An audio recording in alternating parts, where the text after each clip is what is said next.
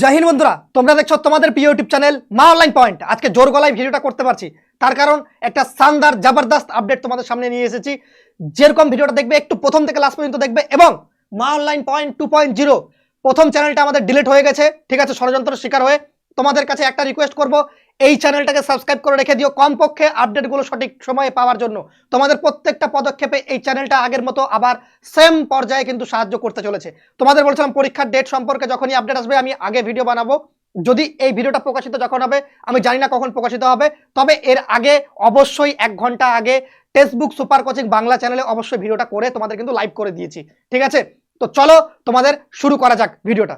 পিআরবির সমস্ত এক্সামগুলো তোমাদের বলে দিই।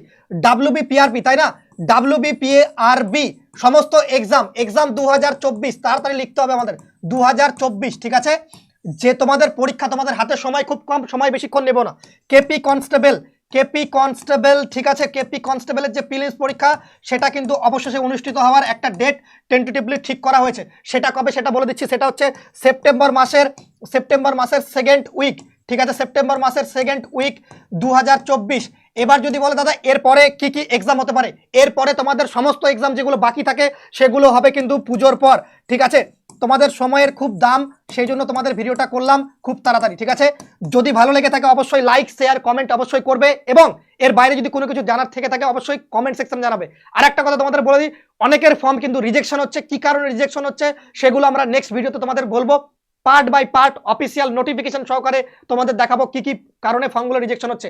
এখন তোমাদের ফর্মগুলো স্কুটনি প্রসেসে রয়েছে, স্কুটনি হবে, দেন তারপর তোমাদের অ্যাডমিট কার্ড প্রকাশিত হবে, ঠিক আছে। আর একটা কথা বলে দিই, যদি তোমাদের মনে হয় যে এই সিচুয়েশনে পরীক্ষা হওয়া সম্ভব কিনা, মাথায় রাখবে এই সিচুয়েশনে পরীক্ষা হওয়া অবশ্যই সম্ভব। এটা আগের রিক্রুটমেন্ট 1 নম্বর পয়েন্ট। তোমাদের এর আগেও বলেছিলাম যে পরীক্ষা নিতে পারবে, কিন্তু রেজাল্টের ক্ষেত্রেও আশা করি কোনো রকম সমস্যা হওয়ার কোনো কথা নয়। তবে দেখা যাক, এখন সুপ্রিম কোর্টে অতদিনে এটা পরীক্ষা হতে, রেজাল্ট বেরোতে তোমাদের সমস্ত কিছু সবকিছু জলের মতো ক্লিয়ার, তোমরা নিজেরাই বুঝতে পারবে। সমস্ত আপডেট তো পেয়ে যাবে ইউটিউবে। আর দ্বিতীয় নম্বর পয়েন্ট, তোমরা এখন ভাই বসে থাকবে না, দয়া করে রিকোয়েস্ট, আমার হাত জোর করে জোরদার, তোমাদের আমাদের কাছে পড়তে হবে এমন কোনো ব্যাপার নেই। তোমাকে যে শিক্ষক ভালো লাগে ওয়েস্ট বেঙ্গলে, আমি চাই তোমরা সিলেকশন পাও মন থেকে, ঠিক আছে। যেখানে পারো সেখানে পড়ো, কিন্তু দিনের শেষে রিজুদাকে একটা কল করে বলে দিই, দাদা আমি selected, bus I am so happy. তুমি আমার কাছে পড়ো বা অন্য কারোর কাছে পড়ো, আমার তাতে বিন্দু মাত্র কোনো দুঃখ নেই। কিন্তু যেখানে পড়বে ভাই, লাইফটা তোমার লাইফ, তো সিদ্ধান্ত নিয়ে সঠিকভাবে পড়ো, ঠিক আছে, এইটুকুই বলবো। ওকে, সবাই ভালো থেকো, সুস্থ থেকো, নেক্সট ভিডিওটা ফলো করো, এই চ্যানেলটা সাবস্ক্রাইব করো। নেক্সট ভিডিওতে তোমাদের সমস্ত আপডেট নিয়ে আসবো, কাদের ফর্মগুলো রিজেক্টেড হচ্ছে, ঠিক আছে।